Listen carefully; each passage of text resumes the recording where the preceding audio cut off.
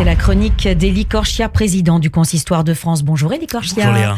Élie, vous vouliez parler ce matin d'un anniversaire. C'est un bel anniversaire, les 60 ans de l'Écuge, que nous connaissons bien. Exactement, l'espace culturel universitaire juif d'Europe, anciennement centre communautaire de Paris, ou centre Lafayette, comme on l'appelait pour beaucoup de personnes qui l'ont fréquenté.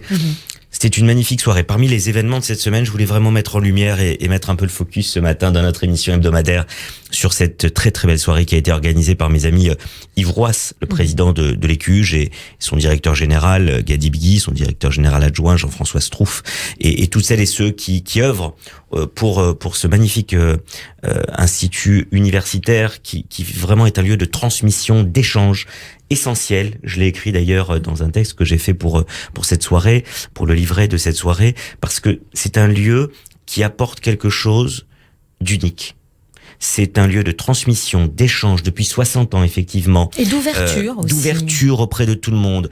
Et c'est vrai que la soirée qu'ils ont faite cette semaine était une belle soirée. D'abord, organisée dans un lieu magnifique, qui est la Philharmonie de Paris. Nous étions au 5e étage de la Philharmonie de Paris, avec une magnifique terrasse. Nous avions en plus beau temps, une soirée à l'intérieur de la salle avec à la fois un dîner, mais aussi une partie musicale. On sait combien l'Écuge a une appétence particulière pour le monde de la musique. J'avais pu assister notamment au club de jazz, qui a été une très très belle réalisation de ces dernières années.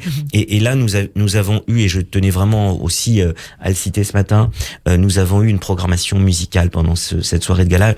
J'y étais bien sûr avec un grand nombre de personnalités, nous étions 250. J'étais notamment présent avec le Grand Rabbin de France qui était à ma table. Il y avait aussi le président du CRIF, des représentants du Fonds social. On sait que le Fonds social soutient l'Écuge de façon très très importante. Et la programmation musicale, pour y revenir, était remarquable. Nous avons eu tout d'abord Michael Levinas, qu'on ne présente plus, au piano, accompagné de Christophe Giovadinetti au violon. On a eu ensuite Denis Cugnot, qui est un pianiste, qui nous a fait un medley de klezmer en version piano, Léa, remarquable. Ça a été suivi ensuite par Liat Cohen, qui franchement a la guitare classique et la digne successeur de Segovia, et qui nous a interprété des morceaux à la guitare classique vraiment remarquables. Elle qui est une Israélienne qui vit en France, à Paris, depuis un certain nombre d'années.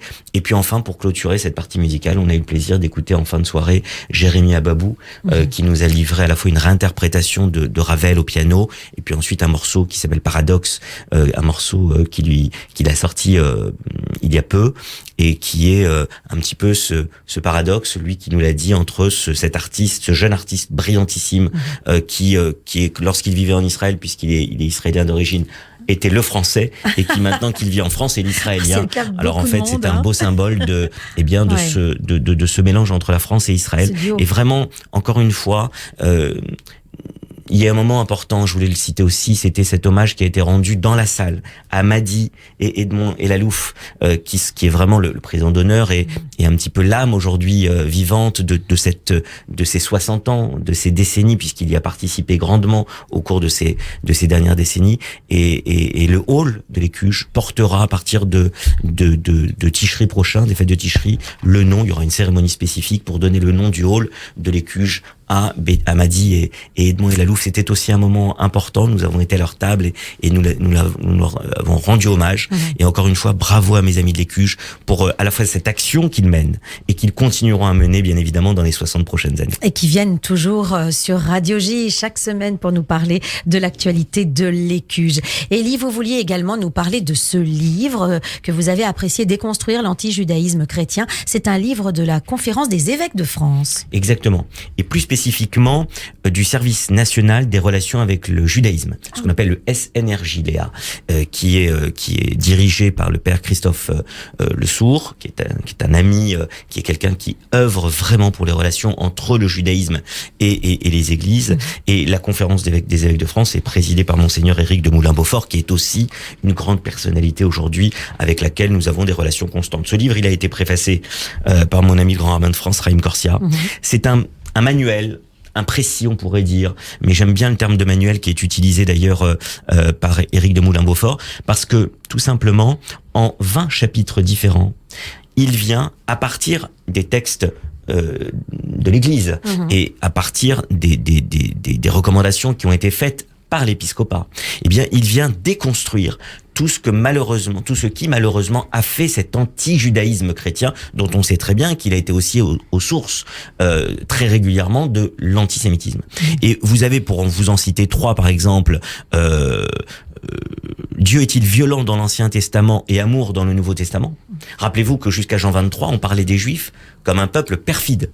Vous avez aussi l'élection du peuple juif en fait-elle un peuple supérieur? Et ça déconstruit tous ces clichés qui ont donné lieu à un antisémitisme terrible. Et enfin, les Juifs sont-ils responsables de la mort de Jésus? Puisque vous savez que la caractéristique de peuple déicide a longtemps été un motif permanent pendant des siècles de cet anti-judaïsme qui était l'antisémitisme. Pour toutes celles et ceux qui veulent comprendre ce rapport, et puis en même temps un livre qui œuvre aussi pour le dialogue interreligieux et la connaissance de l'autre, à travers encore une fois des textes de l'Église, eh bien il faut lire ce livre, ce précis qui est sorti au mois de juin, qui est tout nouveau, qui est sorti aux éditions du Cerf et qui est remarquable. Merci Élie Korchia, bonne semaine, Shabbat Shalom à vous, à la semaine prochaine. Radio J.